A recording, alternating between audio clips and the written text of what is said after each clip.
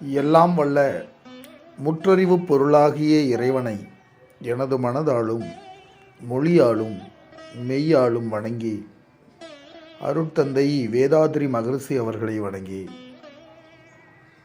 அறிஞர்களே, சான்றோர் பெருமக்களே, இந்த ஒரு நல்ல சந்தர்ப்பத்திலே எனக்கு நான் இப்பொழுது வழங்க இருக்கின்ற அறிவையும் ஞானத்தையும் வழங்கிய முற்றறிவு பொருளாகிய இறைவனையும் அந்த அறிவினை எடுத்து எனக்கு விரிவாக உபதேசித்த குருமார்களையும் பணிந்து இந்த சிந்தனையை இங்கே நிகழ்த்த இருக்கிறோம். அறிஞர்களே, சான்றோர் பெருமக்களே, அதாவது இன்று நாம் பஞ்சதன் மாத்திரைகள் என்ற ஒரு தலைப்பின் கீழே சிந்திக்க இருக்கிறோம்.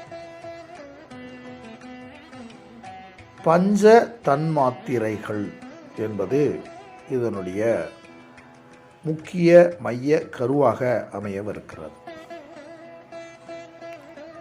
இந்த பஞ்ச தன்மாத்திரைகள் என்பதனை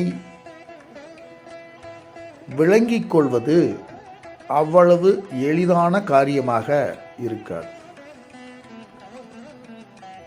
ஏனென்றால் இதனை பற்றிய பார்வை ஒரு சிலருக்குத்தான் இதனை அறிந்து கொள்ள வேண்டும் என்ற இயல்பான ஆவல் தோன்றுகிறது. அவ்வாறு தோன்றியவர்கள் தனது நூல்களிலே இந்த விளக்கங்களை விட்டு சென்றிருக்கிறார்கள். ஆனால் அந்த நூல்களை நேரடியாக வாசிப்பதனாலேயோ நேரடியாக அந்த நூல்களிலிருந்து பொருளை பிரித்தெடுக்கின்ற ஆற்றலோ மனிதர்களிடம் இல்லை. அப்ப இது பரம ரகசியமாக இருந்து வருகிறது. இந்த பரம ரகசியத்தை யார் அறிந்தார்களோ அவர்களால் தான் இந்த ரகசியத்தை எடுத்து இயம்ப முடியும். மற்றபடி நூல்களின் விளக்கத்தை கொண்டோ அல்லது நூல்களினுடைய வெளிப்பாடுகளை கொண்டோ இந்த விஷயங்களை புரிந்து கொள்வது அவ்வளவு எளிதாக அமைவதில்லை.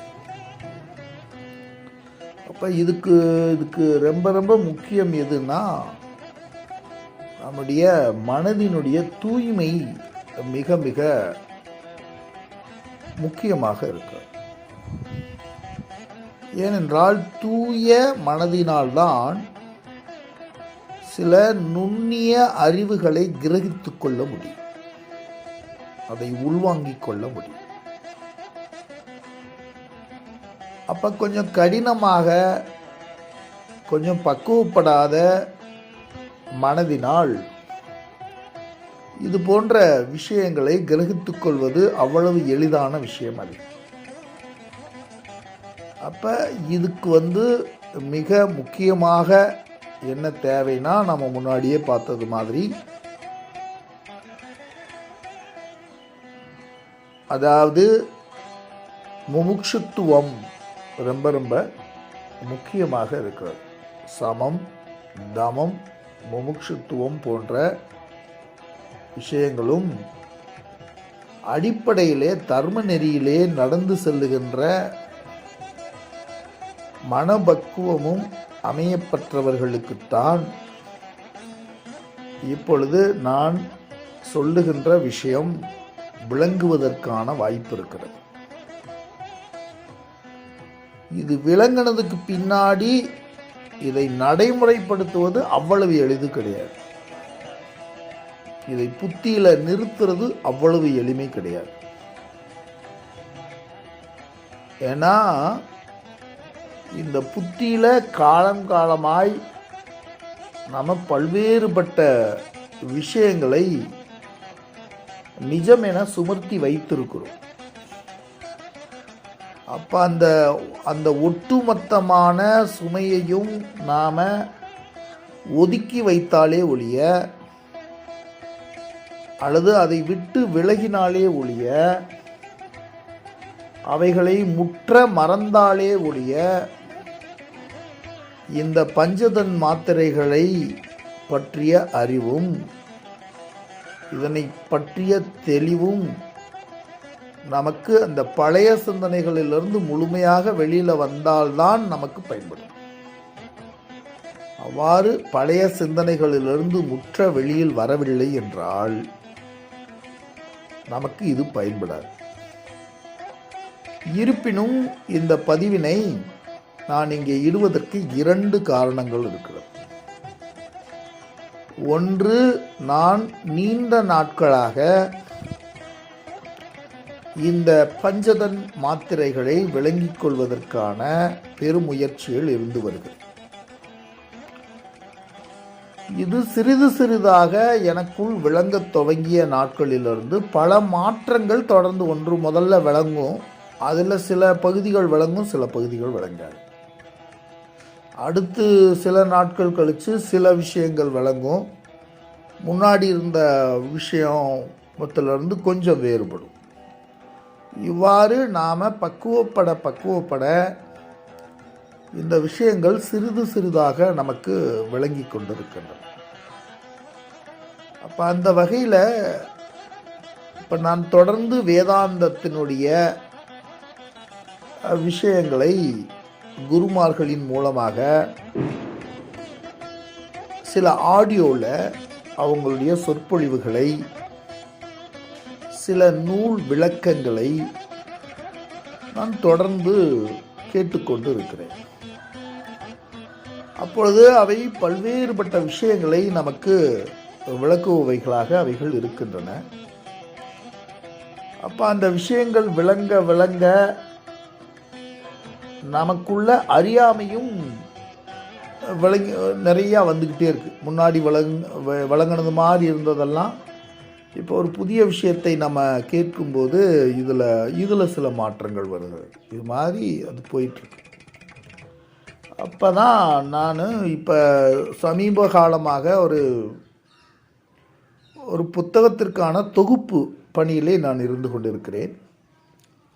வேதாந்தத்தினுடைய சாரத்தை ஒரு வகையில் எங்கேயாவது தொகுத்து வைக்க வேண்டியது இருக்கிறது. ஏன்னால் அதுதான் ராஜவித்தை, அதுதான் மிக உயர்ந்த ஒரு தரத்தில் இருக்கக்கூடிய, மனிதனுக்கு மோட்சத்தை வழங்கக்கூடிய ஒரு உயரிய தத்துவத்தை நாம் பாதுகாக்க வேண்டிய பொறுப்பை இறைவன் எனக்கு கொடுத்திருக்கிறான், அல்லது இறைவன் அந்த பணிக்காக என்னை தேர்ந்தெடுத்திருக்கிறான் என்றே எனக்கு என்ன தோன்றுகிறது. அதனுடைய ஒரு பகுதியாக தான் இந்த 2 காரணத்திற்காக இங்கே நான் பதிவிடுகிறேன். ஒன்று, நான் விளங்கி கொண்ட அளவு, இன்றைய அளவில் நான் விளங்கி கொண்ட அளவு, இன்னும் நான் தெளிவுற நாளைய நிலையில் நான் வேற ஒரு விஷயங்களை உணர்வாக பெறலாம். ஆனால் விஷயம் மாறாது, உணர்வு நிலையில் மனிதர்கள் மாறுபடலாம்.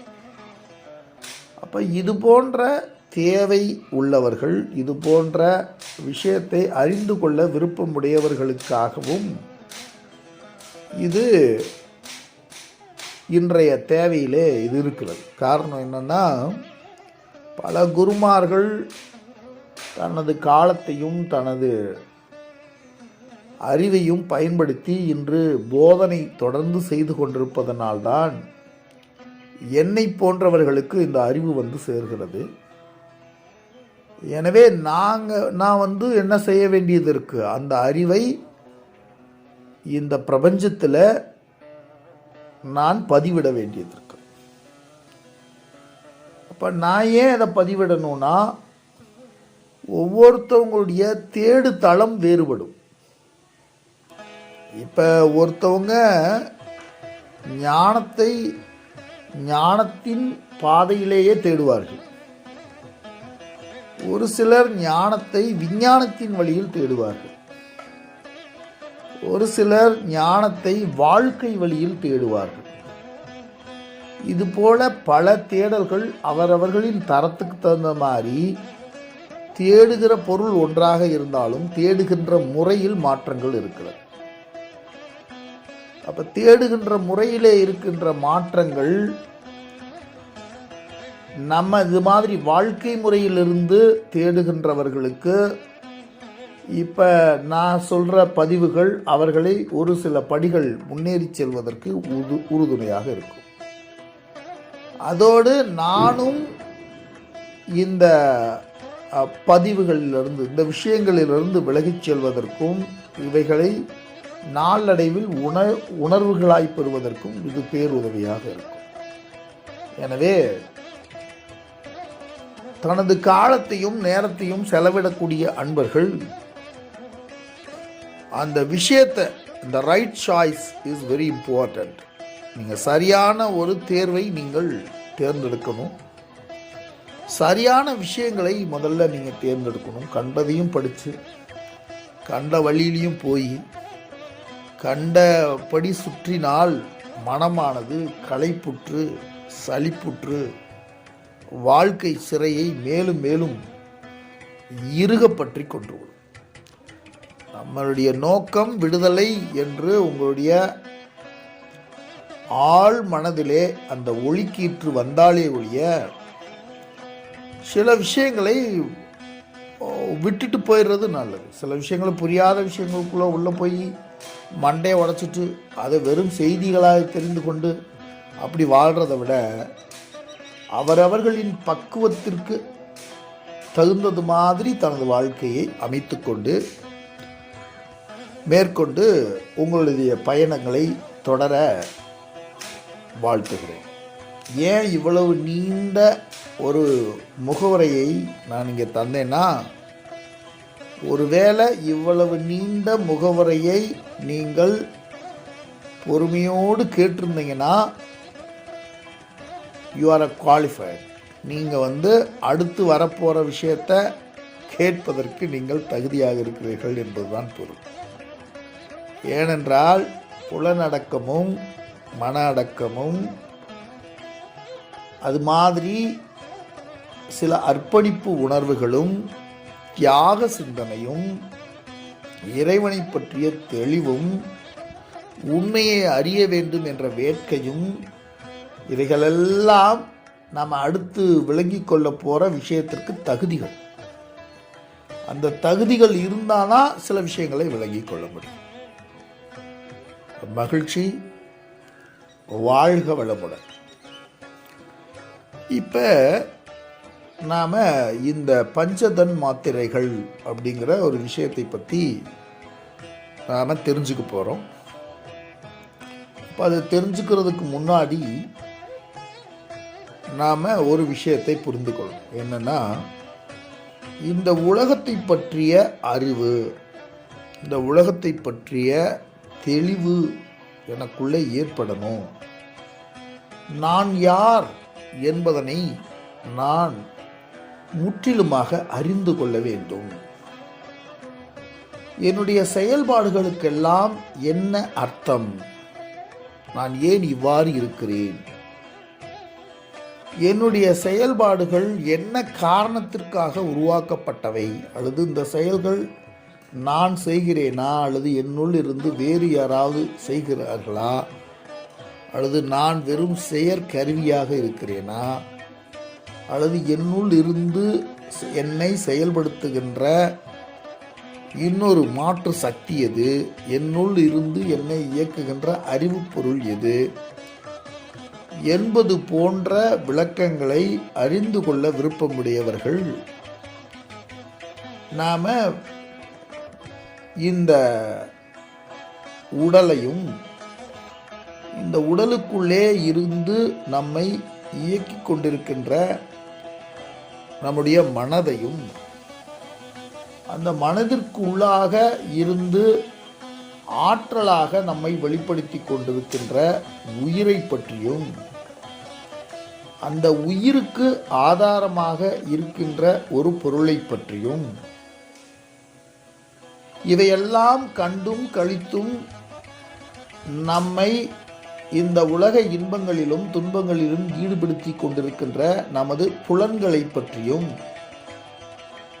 நமது செயல்களுக்கெல்லாம் உதவி கொண்டிருக்கின்ற கருவிகளை பற்றியும் நாம் ஆழ தெரிந்து கொண்டால்தான் நமது விடுதலை என்பது சாத்தியமாகும்.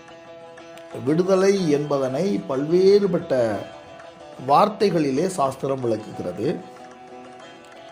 ஒன்று, அதைத்தான் மோட்சம் என்ற வார்த்தையிலே சொல்கிறார்கள். மோட்சம் என்பது விடுதலை என்பதனுடைய பொருள்தான்.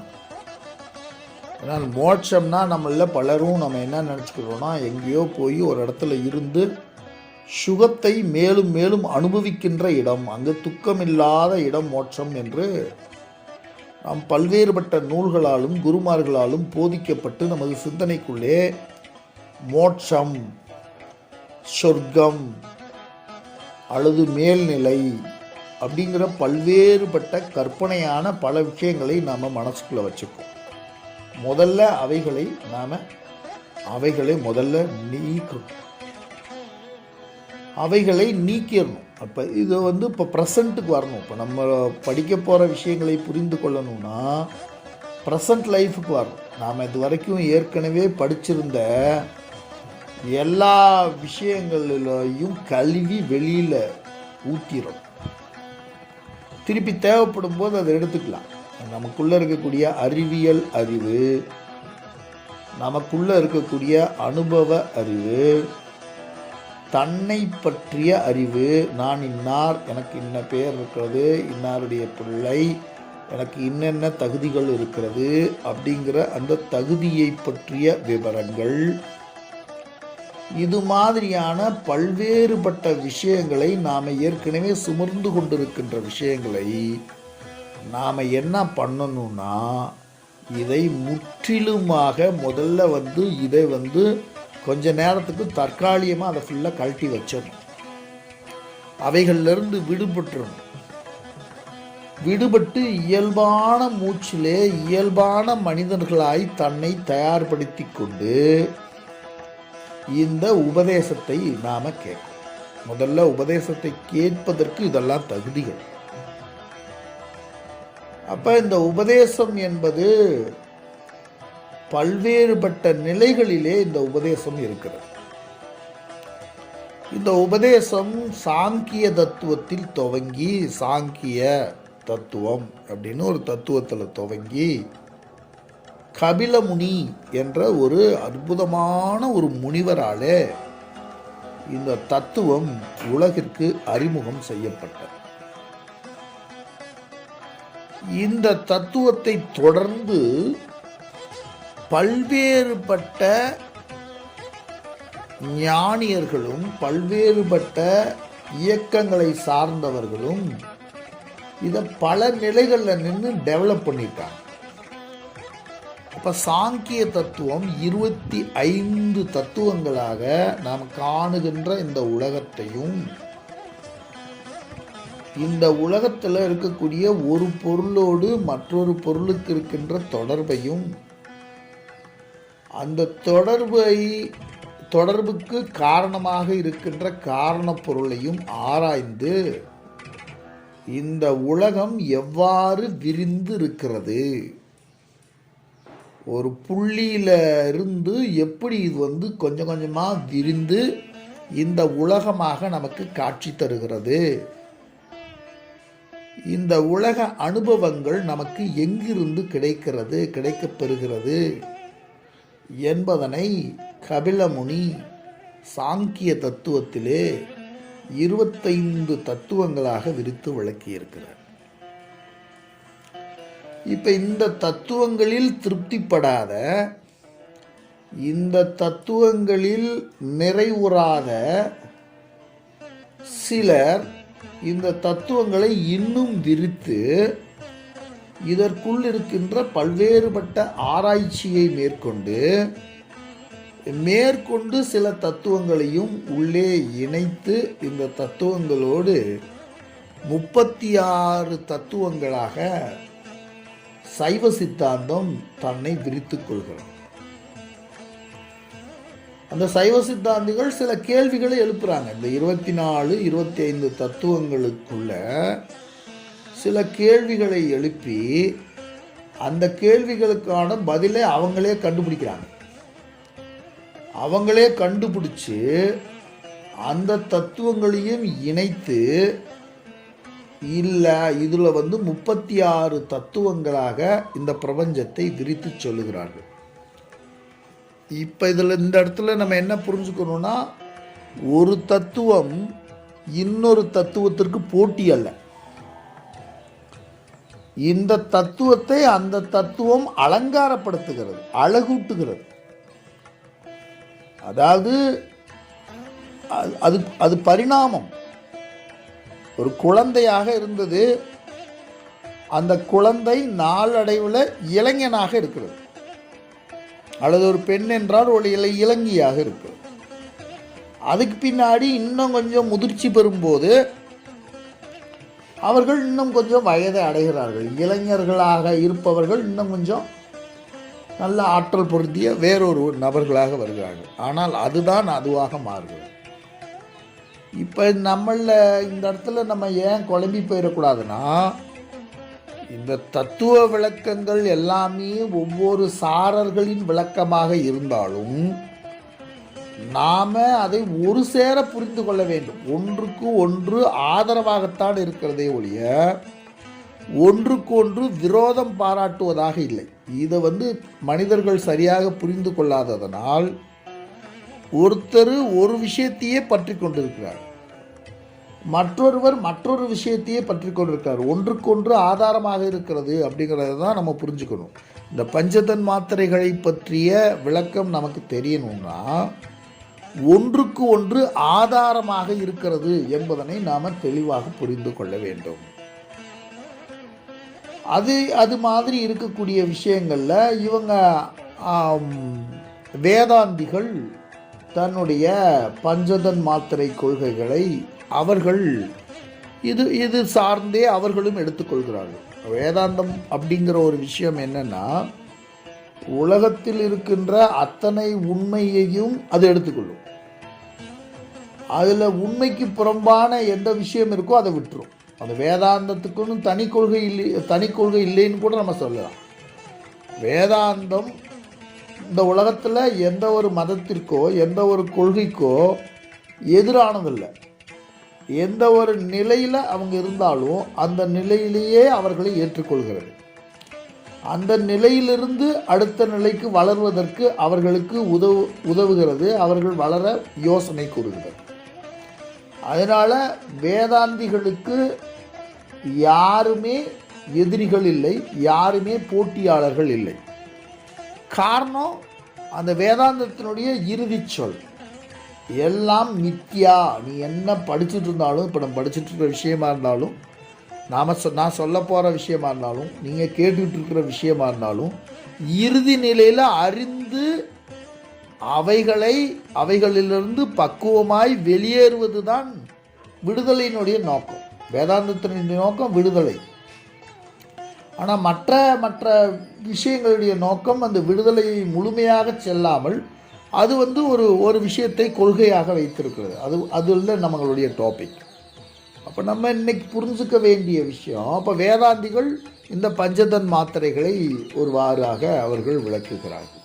சரி, இப்போ நம்ம இந்த பஞ்சதன் மாத்திரை என்றால் என்ன, அந்த தன்மாத்திரைகள் என்பது என்ன, ஏன் அதற்கு பஞ்ச தன்மாத்திரைகள் என்று பெயர் வந்திருக்கிறது, அப்புறம் இதுக்கும் இந்த விஷயங்களுக்கும் என்ன தொடர்பு அப்படின்னு நம்ம விளங்கி கொள்ள போகிறோம். சரி, இப்போ பஞ்ச தன்மாத்திரைகள் என்பது 5 பூதங்களாக நாம் இந்த உலகத்தை பார்க்கிறோம். இந்த உலகத்தில் உள்ள பொருட்களை எல்லாவற்றையும் 2ஆக பிரிக்கலாம். ஒன்று, நம்ம பார்க்குறத மையமாக வச்சு ஜட பொருட்கள் என்று சில விஷயங்களை பிரிக்கலாம்.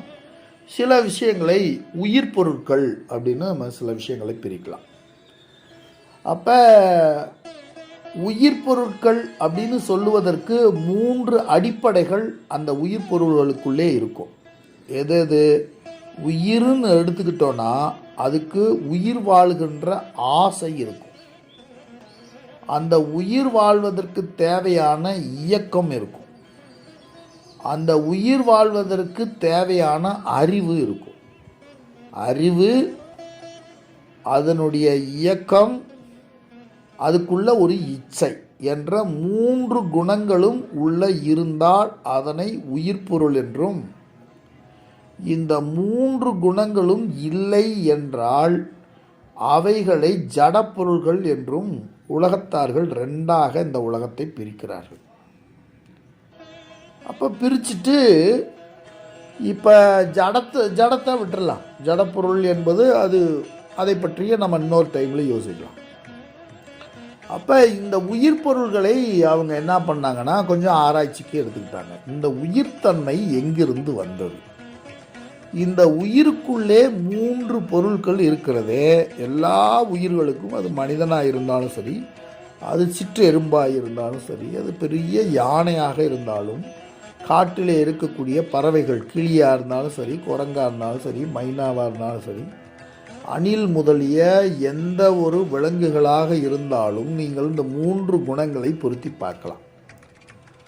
இந்த 3 குணங்களை நீங்கள் பொருத்தி பார்த்தால் அந்த 3 குணங்களும் அதுக்குள்ளே இருக்கும். நீங்கள் புலின்னு எடுத்துக்கிட்டிங்கன்னா அந்த ஒரு புலிக்குள்ளே ஒரு இச்சை இருக்கும், ஆசை. அது தனது இனத்தை பரப்புகிறது, உணவு எடுத்துக்கொள்கிறது, அதுக்குன்னு ஒரு இருப்பிடத்தை வைத்துக்கொள்கிறது, அதுக்குன்னு ஒரு சில அதனுடைய குட்டிகளை பராமரிக்கிறது. இதெல்லாம் அதனுடைய இச்சை. அதே மாதிரி அதுக்குள்ள ஒரு இயக்கம் இருக்கும். தன்னுடைய உணவுக்காக அது என்ன பண்ணுது? வேட்டையாடுதல். உணவு கிடைக்காத போது ஒரு இடத்துலேருந்து இன்னொரு இடத்துக்கு உணவு கிடைக்கிற இடத்தை நோக்கி பயணித்தல். தாகம் எடுக்கிற போது தண்ணீரை நோக்கி அவைகள் செல்லுதல். இது மாதிரியான விஷயங்கள், சுற்றி நடக்கிற விஷயங்களை அவைகள் பார்த்தல், சுற்றி நடக்கக்கூடிய ஆபத்து உள்ளிட்ட விஷயங்களை கேட்டல். ஸோ இதெல்லாம் இயக்கம் சார்ந்த விஷயங்கள். அடுத்து என்ன? அறிவு. அந்த அறிவு இயற்கையாகவே அது இருக்கும். அது ஒரு வகையில் தன்னுடைய தாயோ தந்தையோ செய்கின்ற செயல்களை பார்த்து அது வேட்டையாட கற்றுக்கொள்கிறது. அதுபோல் இருப்பிடத்தை அவைகள் தேர்வு செய்து கொள்கிறது. அவைகளுக்கு பகை எதுன்னு அதுக்கு தெரியுது. எதை சாப்பிடணும் எதை சாப்பிடக்கூடாதுன்னு அதுக்கு தெரியுது. புலி பசித்தாலும் புல்லை தின்னாது. ஏன்னா தின்ற பொருள் அது இல்லைங்கிற அறிவு அதுக்கு இருக்குது. அப்போ அதுக்கு திங்கிற பொருள் எது, திங்கக்கூடாத பொருள் எது, தன்னுடைய வாழ்க்கையை எப்படி வாழ்ந்து கொள்ளணும் அப்படிங்கிறதுக்கானது. அது தவிர அது கம்யூனிகேட் பண்ணுது. காட்டுக்குள்ளே அது எது நமக்கு ஆபத்தான உயிர், எது ஆபத்து இல்லாத உயிர், எது நமக்கு சாத்தியமான இடங்கள் அப்படிங்கிற விஷயங்கள் எல்லாம் அது அறிவுபூர்வமாக சிந்திக்கிறது.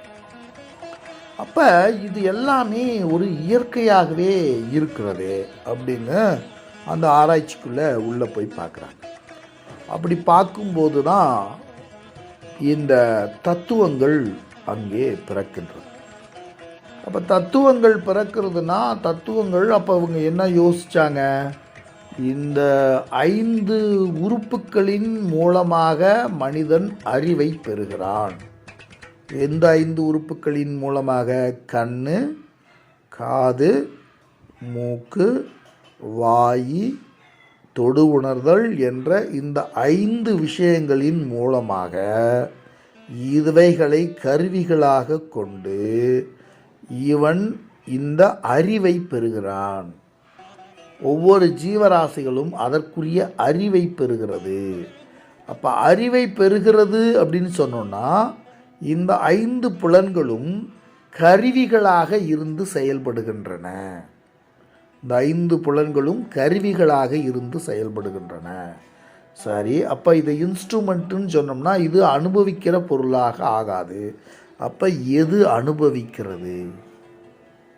அப்போ அனுபவிக்கிறதுனா இந்த இடத்துல இந்த வார்த்தையை நீங்கள் தெளிவாக புரிஞ்சுக்கணும். அனுபவம்னா இப்போ நான் ஒரு படம் பார்க்குறேன், ஒரு படம் பார்த்தா ஒரு மகிழ்ச்சியாக இருக்குன்னு நம்ம புரிஞ்சுக்கிறோம். அந்த மகிழ்ச்சி வந்து கண்ணில் ஏற்படுறதில்ல, அந்த மகிழ்ச்சி நமக்குள்ளே ஏதோ உணர்வில் ஏற்படுது. இப்போ நல்ல ஒரு மியூசிக்கை கேட்குறோம், அது காதில் வந்து காது மகிழ்ச்சி உருவதில்லை, நமக்கு உள்ளே போய் ஏதோ ஒரு உயிர்த்துகள் நமக்கு மகிழ்ச்சி உருவது வேறு இடத்துல நடக்குது. நல்ல உணவை உண்ணுகிறோம், மகிழ்ச்சி வேறு இடத்துல நடக்குது. நல்ல வாசனை வருகிறது, அற்புதமான மல்லிகை வாசனை தோட்டத்தில் அதிகாலை 2 மணிக்கு 3 மணிக்கு அதை என்ஜாய் பண்ணுறது உள்ளே போய் ஒன்று பண்ணுது. ஸோ இது மாதிரியான ஒரு நல்ல கிளைமேட் இருக்குது, அதை வந்து நம்ம பார்க்குறோம், நல்ல அதை என்ஜாய் பண்ணுறோம். ஸோ அது என்ஜாய்மெண்ட் வேறு இடத்துல நடக்குது. புலன்கள் வெறும் கருவிகளாக இருப்பதை உணர்ந்தார்கள். அப்போ அதன் வழியாக நின்று அதை தியானித்து யோசித்து பார்க்குறாங்க. ஆமாம், இது வேறு, சரி, இந்த புலன்களின் வழியாக அறிவை பெறுகிறது.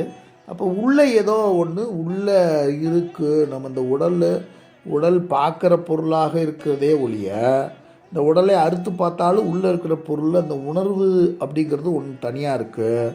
அது ஒரு சைத்தன்யம், அது உள்ளே வேற ஒரு ஆற்றல் இருக்கிறது, வேற ஒரு விஷயம் இருக்கிறதுன்னு அவங்க கண்டுபிடிச்சாங்க.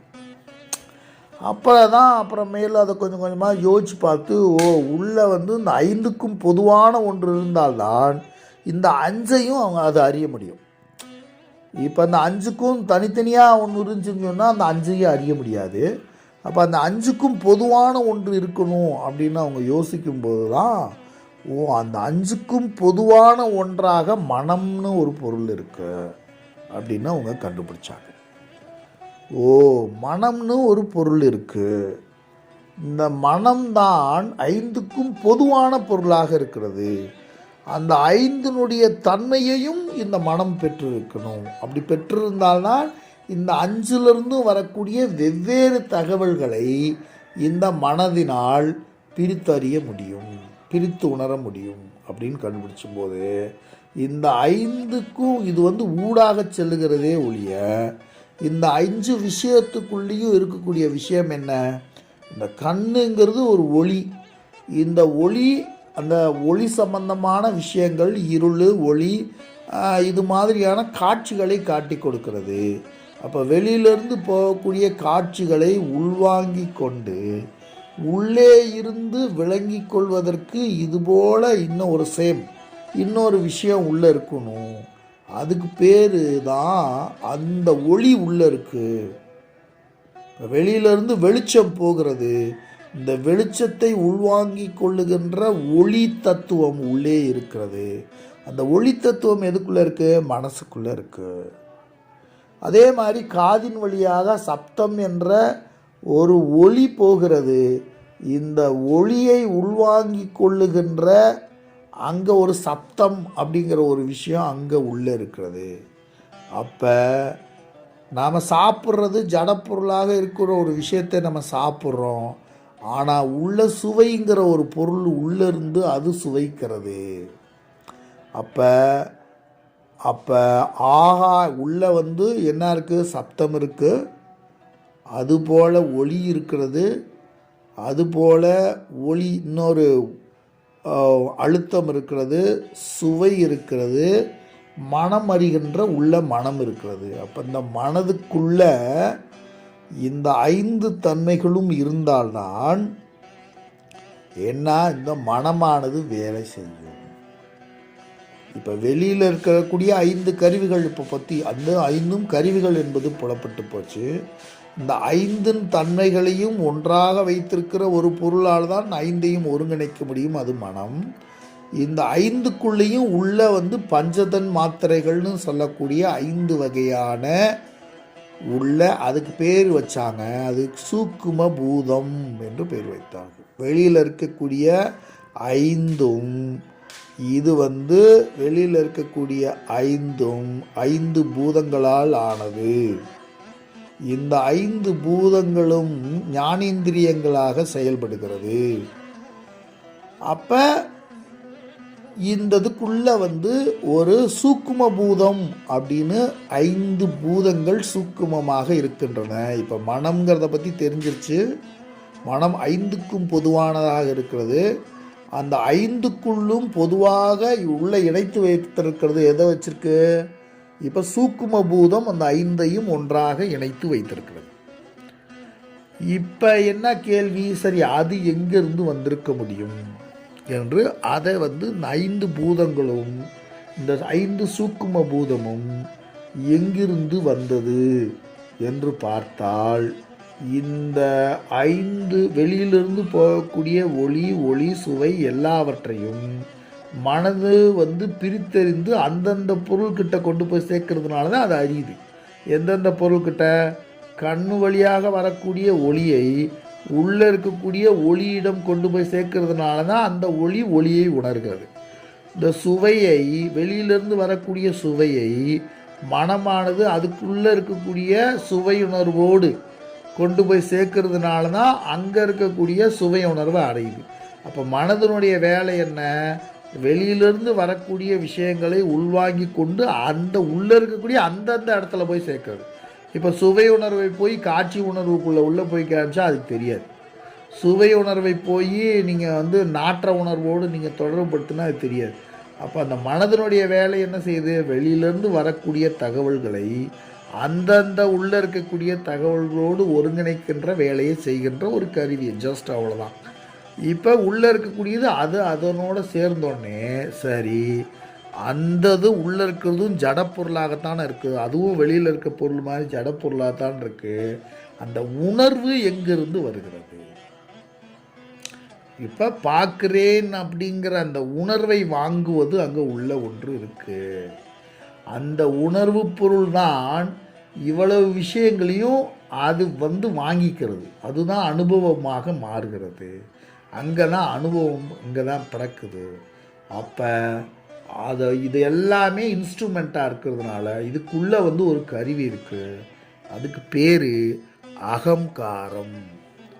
அகம் என்றால் நான் என்ற வடிவம் விகாரப்பட்டு அங்கே ஒரு அகங்காரம். இப்போ நம்ம நினைக்கிறோம் இல்லையா? இப்போ நான் யாருன்னா நான் ரமேஷ்ன்னு சொல்கிறோம். நான் யாருன்னா இன்ன வேலை செய்கிறோன்னு நம்ம சொல்கிறோம். ஸோ இது மாதிரி உள்ளேருந்து ஒரு பொருள் வாங்குது. இந்த வாங்கக்கூடிய பொருளை அகங்காரம் அப்படின்னு நம்ம சொல்கிறோம். இப்போ வெளியில் இருக்கக்கூடிய 5 ஞானேந்திரியங்கள் அப்படிங்கிறது இவைகள் கருவிகளாக இருந்து வெளியில் இருக்கக்கூடிய விஷயங்களை உள்வாங்குகிறது. அது மனதினால் பிரித்து அந்தந்த பகுதிகளுக்கு அவைகள் மூலமாக சென்று அங்கே அகங்காரம் ரிப்ளை பண்ணுது. அதுக்கு தகுந்த மாதிரி அது என்ன பண்ணுது? இது ஏற்கனவே அப்போ அது என்ன பண்ணுது? அங்கே இப்போ என்ன கேள்வி வருது? அது ரியாக்ட் பண்ணுது. இந்த அகங்காரம் என்ன பண்ணுது? ரியாக்ட் பண்ணுது. எப்படி ரியாக்ட் பண்ணுது? இது பிடிச்சிருக்கு, இது நாற்றமாக இருக்கிறது, இவர் நல்லவர், ஏற்கனவே இவர் தெரிஞ்சவர், இவர் தெரியாதவர், ஏற்கனவே இவர் நமக்கு துன்பம் விளைவித்தவர், இது நல்ல பொருள், நல்ல இடம், இது துன்பம் விளைவிக்கக்கூடிய மிருகம், பாம்பு போன்ற விஷயங்கள்லாம் பார்த்தோன்னே பயப்படுது. இது எங்கேருந்து வந்தது? இப்போ கேள்வி என்ன வருது? இந்த அகங்காரம் ரிப்ளை பண்ணுது, நமக்கு ரியாக்ட் பண்ணுது. அப்போ ரியாக்ட் பண்ணுதுன்னா இந்த அகங்காரத்தினால எப்படி ரியாக்ட் பண்ண முடியுது? ஏற்கனவே வந்த செய்திகளை அப்படியே அது உள்வாங்கிக்கிறது இல்லை. அப்போ ரியாக்ட் பண்ணுதுன்னா ஏற்கனவே இந்த செய்திகளை எல்லாத்தையும் ஒரு இடத்துல போய் ரெஜிஸ்டர் பண்ணி வச்சுட்டு திருப்பி கொண்டு வந்து இப்போ வரக்கூடிய விஷயத்தோட இது ஒப்பிட்டு பார்க்குது. அப்போ இது மாதிரி ஒப்பிட்டு பார்க்குதுன்னும் போது இந்த ஒப்பீடு செய்வதற்கு இங்கே அப்போ வேறு இது எங்கே ரெஜிஸ்டர் ஆகிருக்கு? இதை ஒப்பீடு செய்து நமக்கு சொல்லுவது எது அப்படின்னு சொல்லும்போது இப்போ அங்கே தான் எது வருதுன்னா அங்கே தான் குணம் அல்லது சித்தம். அந்த சித்தம் என்றது 3 குணங்களையும் உள்ளடக்கி இருக்கிறது. அந்த 3 குணங்களாக உள்ளடக்கி இருக்கக்கூடிய விஷயத்தில் வெளியிலிருந்து போகக்கூடிய எல்லா செய்திகளும் உள்ளே போய் அந்த சித்தத்தில் ரெஜிஸ்டர் ஆகிருக்கு.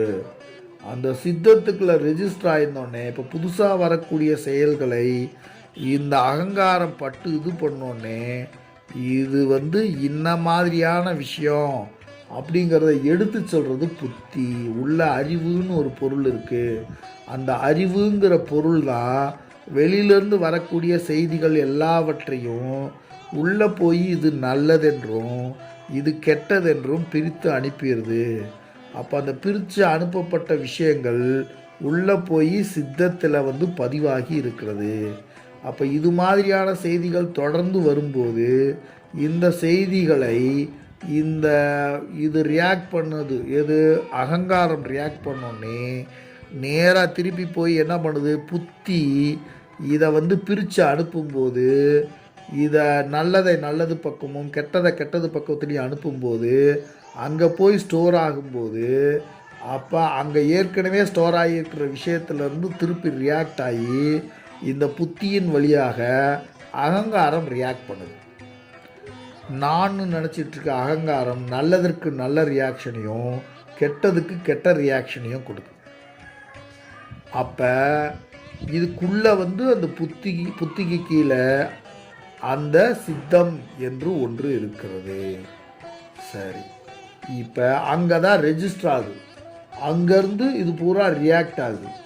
இது எல்லாமே அப்போ என்ன இப்போ நமக்கு புரிகிற விஷயம்னா இப்போ இது நாள் வரைக்கும் நாம் பார்க்குறவன் அப்படின்னு நம்ம அகங்காரத்தை பார்த்துட்ருக்கோம். இப்போ இந்த அகங்காரமும் இன்னும் 2 பொருளினுடைய கண்ட்ரோலில் இருக்குது. எது புத்தியும் சித்தமும் அது கீழே இருந்து அது கொடுக்குற கம்யூனிகேஷனில் தான் அது வருது. அப்போ இது புருஷனாக இருக்க முடியாது. எது புருஷனாக இருக்க முடியாது? அகங்காரம் புருஷனாக இருக்க முடியாது. அப்போ அகங்காரமும் இன்ஸ்ட்ருமெண்ட்டு தான். அந்த அகங்காரம் என்ன பண்ணுது? நான்னு ரியாக்ட் பண்ணுதே ஒழிய இதை ரியாக்ட் பண்ணுற பொருளாக இருக்கிறதே ஒழிய இந்த ரியாக்ட் பண்ணுறது இன்னொரு இடத்துல இருக்குது. அதுக்கு தான் சேதனம், அதுதான் புருஷன். அங்கே தான் புரூட தத்துவம் இருக்கிறது. அப்போ புருஷன் முதற்கொண்டு இப்போ அந்த புருஷன் முதல் தத்துவம் புருஷத்திலிருந்து சித்தம் என்ற 3 குணங்கள் அடங்கிய ஒரு தொகுப்பு 2வது தத்துவம். அந்த 2வது தத்துவத்திலிருந்து அறிவு என்ற ஒரு பொருள் வந்தது, அது 3வது தத்துவம். அந்த அறிவிலிருந்து என்ன தோன்றியது? அகங்காரம் தோன்றியது, அது 4வது தத்துவம். அகங்காரத்தில் 5 சூக்கும பூதங்கள் தோன்றியது. 5 சூக்கும பூதங்களின் தொகுப்பாக மனம் இருக்கிறது. இந்த மனதுக்குள்ள வரைக்கும் இந்த 3 குணங்களும் பயணித்து வந்திருக்கிறதுனால இந்த 3 இதில் சாத்வீக அகங்காரத்திலிருந்து 5 பஞ்சபூத அதான் ஞானேந்திரியங்கள் 5ம், அதே மாதிரி ராஜச பஞ்சபூதங்களிலிருந்து ராஜச குணத்தில் கலந்த பஞ்சபூதங்களிலிருந்து கர்மேந்திரியங்களும், தாமச குணத்தோட சேர்ந்த சூக்கும பஞ்சபூதங்களுடைய கலவையாக வெளியில் இருக்கக்கூடிய பஞ்சபூதங்களும், வெளியில் கிடையாது, நம்ம உடலுக்குள்ளே இருக்கக்கூடிய பஞ்சபூதங்கள். நம்ம உடலே பஞ்சபூதங்களால் ஆயிருக்கிறது. இந்த இடத்துல நிறையா பேர் தடுமாறி போகிறது என்னென்னா, நமக்கு வெளியில் இருக்கக்கூடிய காற்று, வெளியில் இருக்கக்கூடிய சூரியன், வெளியில் இருக்கக்கூடிய தண்ணீர்னே யோசிச்சுட்டு இருந்தோம்னா அவங்களுக்கு விட வராது. ஸோ நீங்கள் நம்ம உடலுக்குள்ளே இருக்கக்கூடிய பஞ்சபூதம், நம்ம உடல் சார்ந்த பஞ்சபூதம், நம் உடல் சார்ந்த கண்மேந்திரியங்கள், நம் உடல் சார்ந்த ஞானேந்திரியங்கள், நம் உடல் சார்ந்து ஞானேந்திரியங்கள் இருக்கு, நம் உடல் சார்ந்து கண்மேந்திரியங்கள் இருக்கு, நம் உடல் சார்ந்து பஞ்சபூதங்கள் இருக்கு. நீங்கள் இந்த உலகத்தை பற்றி, நீங்கள் வெளி உலகத்தை பற்றி ஆராயணும்னு போனீங்கன்னா அதுக்கு ஒரு தனி செக்டர் இருக்குது, அதுக்கு ஒரு தனி அமைப்பு இருக்குது. நீங்கள் அங்கே போய் அதுக்குள்ளே நீங்கள் பொருத்தி பார்க்கணும். அது ஈஸ்வர தத்துவத்தை நீங்கள் அறிஞ்சு போகும். இப்போ நமக்கு என்னென்ன புரிஞ்சிருச்சு? ஞானேந்திரியங்கள் 5 வந்தாச்சு, கர்மேந்திரியங்கள் 5 வந்தாச்சு, நம்ம உடல் சார்ந்து இருக்கின்ற பஞ்சபூதங்கள் 5 வந்தாச்சு, 15 ஆச்சு. அப்போ அதுக்கு உள்ளே இருக்கக்கூடிய மனம்னு ஒன்று இருக்குது, அது 16. அந்த 16 தாண்டிட்டோன்னா அதுக்கு உள்ளே இருக்கக்கூடிய சூக்கும பூதங்கள்னு சொல்லக்கூடியது 5. அப்போ 16 5 21. அப்போ அகங்காரம் 22, புத்தி 23, சித்தம் 24. இதை எல்லாவற்றையும் அனுபவிப்பதாக இருக்கின்ற புரூடன் என்ற இன்னொரு பொருள் இருக்கிறது. 25 தத்துவங்கள். இப்படி தான் இந்த பஞ்சதன் மாத்திரைகள் இந்த உலகமாக விரிந்திருக்கிறது, இந்த உலகப் பொருள்களை அனுபவிக்கிறது என்ற முடிவுக்கு கபிலமுனி வந்தார். இது சாங்கிய தத்துவத்தில் இந்த கபிலமுனியினால் சொல்லப்பட்ட விஷயங்கள். இப்போ இங்கேருந்து என்ன தொடருதுன்னா, இந்த நிலையில் இது இதை அடிப்படையாக பகவத்கீதை முதற்கொண்டு ரிஷிமார்கள் முதற்கொண்டு இந்த உலகத்தின் தத்துவங்களை உருவாக்கிய எல்லோரும் இதை ஏற்றுக்கொள்கிறார்கள். இப்போ இதில் மாற்று கருத்து இல்லை. இதை பல முறை கேட்க தான் இது புரியும். இப்போ இதுக்கு பின்னாடி சைவ சித்தாந்திகள் என்ன ஒரு விஷயத்தில் வளர்த்தாங்கன்னா, அவங்க இதுக்கு மேலே 2 பகுதிகளாக பிரித்தார்கள். இது எல்லாமே ஜடம். இப்போ நீ சொன்ன 24 விஷயமும் ஜடம். அப்போ இந்த 24 விஷயங்களுக்கு மேலே இருக்கக்கூடிய இந்த ப்ரூடன்னு ஒன்று நீ சொன்ன, அதுதான் சேதனம், அதுதான் அனுபவிக்கின்ற பொருளாக இருக்கிறது. மீதி எல்லாமே அந்த அனுபவிக்கின்ற பொருளுக்கு, அந்த அனுபவிக்கின்ற உயிருக்கு இது எல்லாமே என்னவாக இருக்குது? உபகருவிகளாக இருக்கிறது. எது முதற்கொண்டு? சித்தம், புத்தி, அகங்காரம், அகங்காரத்தின் மூலமாக 5 சூக்குமபூதம், அவைகளின் தொகுப்பாக மனம், ஞானேந்திரியங்கள், கர்மேந்திரியங்கள், பஞ்சபூதங்கள் எல்லாமே ஜடங்கள். இது எல்லாத்துக்குமே உயிர் கிடையாது. அந்த உயிருக்கு உறுதுணையாக இருக்கக்கூடிய ஜடங்கள் அப்படிங்கிறத தப்பாக புரிஞ்சுக்கூடாது. இது எதுவுமே அனுபவிக்கிறதுக்கு உதவி புரியக்கூடிய ஒரு இன்ஸ்ட்ருமெண்ட்டாக இருக்குது. அப்போ இந்த அறிவு பொருளாக இருக்கக்கூடிய இந்த புரூட தத்துவத்தை என்ன பண்ணாங்கன்னா, இந்த புரூட தத்துவத்தை இவர்கள் பிரித்து அறிந்தார்கள். இதுக்கு மேலே அவங்களுடைய தத்துவம் துவங்குது. அப்போ அவங்க தத்துவத்தை எப்படி இறக்கினார்கள்னா, இந்த உலகத்தை அவர்கள் 3 பகுதிகளாக பிரிக்கிறார்கள். இப்போ இந்த விஷயத்தை கொஞ்ச நேரத்துக்கு நாம் வச்சுட்டு நம்ம அந்த டாப்பிக்கில் போகிறோம். சைவ சித்தாந்திகள் என்ன சொல்கிறாங்கன்னா, சைவ சித்தாந்திகள் இந்த உலகம் 3 பொருள்களால் ஆனது. ஒன்று பதி, அதாவது சுத்த மாயை. இன்னொன்று பசு, அசுத்த மாயை. மற்றொன்று பாசம், மூல பிரகிருதி மாயை என்று 3 பகுதிகளாக இந்த உலகத்தை வரையறுக்கிறார்கள். இந்த 3ம் இயற்கையிலேயே இருந்தது என்று சொல்லுகிறார்கள். இப்போ இது ஒன்றிலிருந்து ஒன்று தோன்றியதில்லை. இப்போ இந்த சுத்த மாயிலிருந்து அசுத்த மாயையோ, அசுத்த மாயிலிருந்து பாசமோ தோன்றவில்லை. இந்த 3 குணங்கள்னு நம்ம சொல்கிறது மாதிரி அவர்கள் 3 தன்மைகளாக இதை பார்க்குறாங்க. ஒன்று பதி. பதி என்பது முற்றறிவு பொருள், அது தீர்க்கமான அறிவு இருக்குது அதுக்கு. இன்னொன்று பசு. பசுக்கு சிற்றறிவு பொருள், அதுக்கு அந்த முற்றறிவு பொருளை போல அறிவில்லை. அது ஒரு உடல் என்ற ஒரு எல்லைக்குட்பட்டுள்ள அறிவு அதுகளுக்கு இருக்கிறது. அதுக்கு பின்னாடி பாசம். பாசம் என்பது ஜடப்பொருளாக இந்த உலகத்தில் எல்லாமே ஜடமாகவும் இந்த உலகம் இருக்கிறது. 3ம் ஆதியிலே அனாதியிலே இருந்தது என்ற ஒரு கொள்கையிலிருந்து அந்த தத்துவங்கள் பிறக்கின்றன. அப்போ அவங்க அதிலிருந்து என்ன சொல்கிறாங்கன்னா, இந்த அறிவு பொருள் என்பது எப்பொழுதும் முற்றறிவு பொருளாகவே இருக்கிறது. இந்த சிற்றறிவு பொருள் என்று சொல்லக்கூடிய ஜீவன்கள் பல்வேறுபட்ட கோடிக்கணக்காக இந்த பூமியில் இருக்கிறது. எல்லாத்துக்கும் தனித்தனி ஆன்மாக்களாக இருக்கிறது.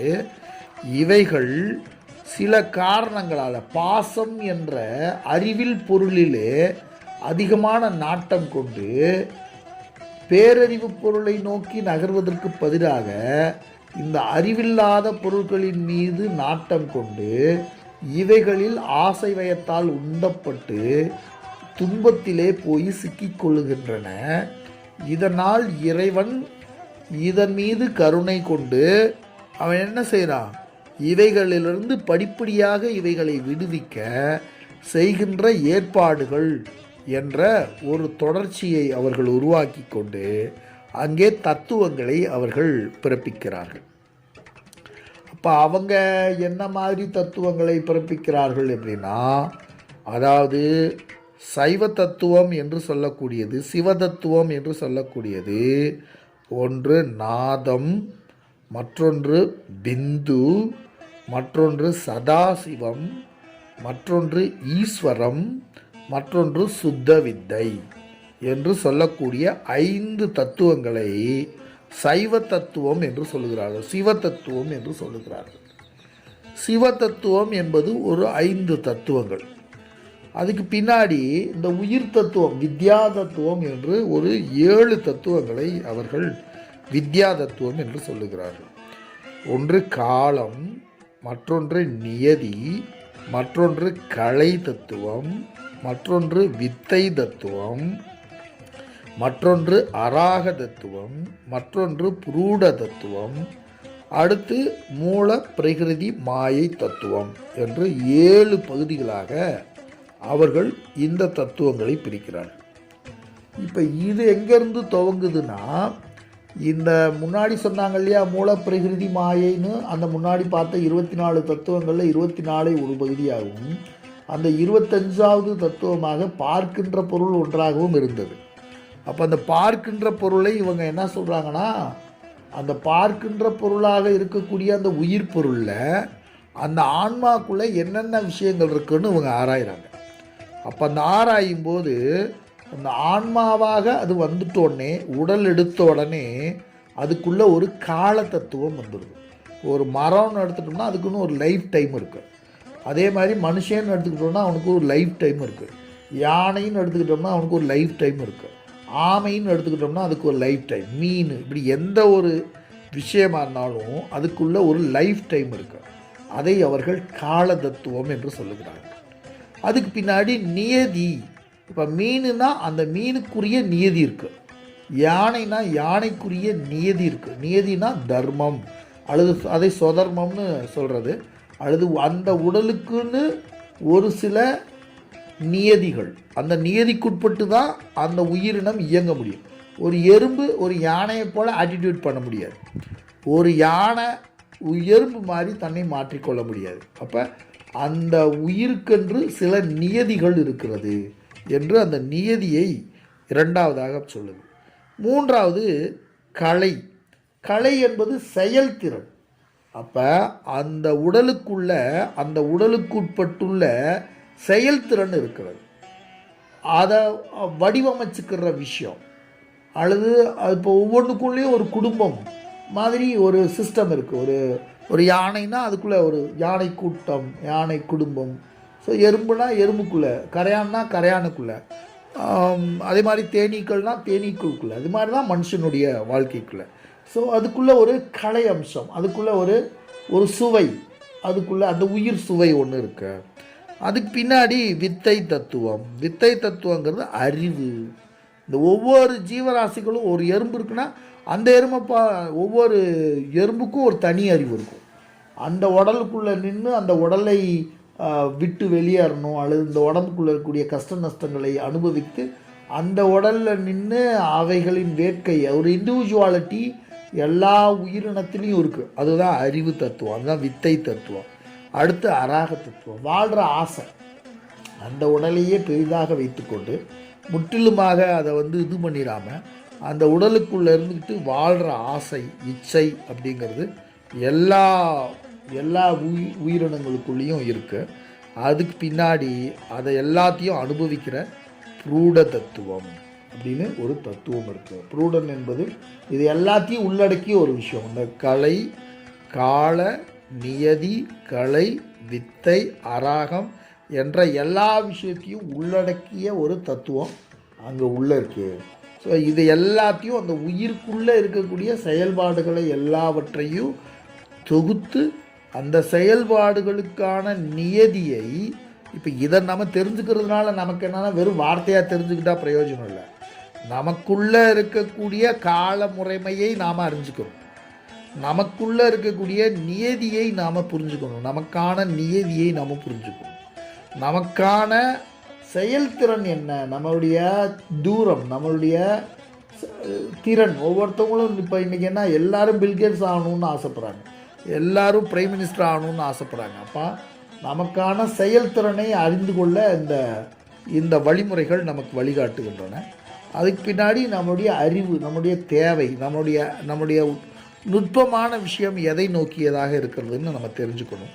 அதுக்கு பின்னாடி நம்முடைய ஆசை, அதை எப்படி சீரமைத்து கொண்டு நம்ம விடுதலைக்கு நம்ம உதவுவது என்பது போன்ற அறிவை நம்ம இதுக்குள்ளே தேடணும்.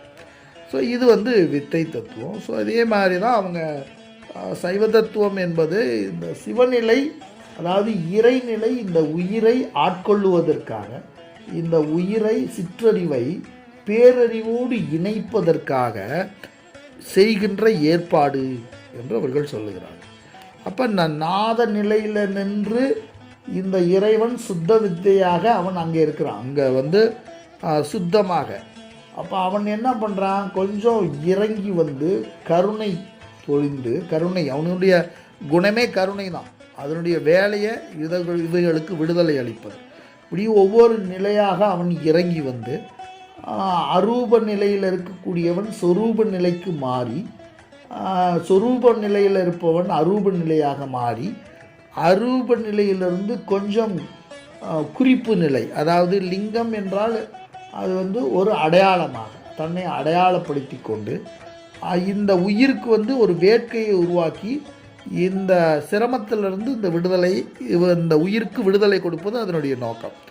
அப்புறம் அந்த நிலையிலிருந்தும் கொஞ்சம் ஈஸ்வர தத்துவமாக, ஈஸ்வர தத்துவம்னா கொஞ்சம் உருவ நிலையில் கொஞ்சம் உள்ளே இறங்கி அந்த உயிருக்கு உறுதுணை செய்வதற்காக, அதுக்கும் கீழே சுத்த வித்தை தத்துவம் அப்படிங்கிறது இந்த திருவிளையாடல்கள், அந்த உயிருக்கு சில சூக்குமமான விஷயங்களை கற்றுக் கொடுத்து இறைவன் மீது பற்றுதலை ஏற்படுத்த செய்து சிறிது சிறிதாக அந்த உயிருக்கு விடுதலை கொடுத்து அந்த உயிரை முற்றறிவு பொருளோடு இணைப்பதே என்று இந்த 36 தத்துவங்கள் அங்கே நிறைவுறுகிறது. அப்போ இது எல்லாமே ஒரு மனிதனை என்ன பண்ணுது, புடம் போட்டு அவங்களுக்குள்ளே நடந்துக்கிட்டு இருக்கக்கூடிய விஷயங்களை, தத்துவங்களை, இவ்வளவு தத்துவங்களின் சேர்க்கையாக தான் ஒரு உயிர் தத்துவம் என்பது, இந்த பிரபஞ்ச தத்துவம் இருக்குது. நம்ம இதை ரொம்ப ஆழமாக புரிஞ்சுக்கணும், ரொம்ப ஆழமாக விளங்கி கொள்ளணும்.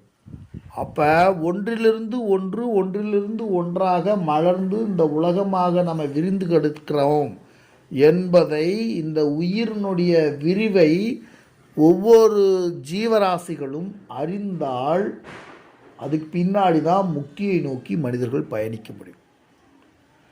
அப்போ இதுதான் பஞ்சதன் மாத்திரைகள்.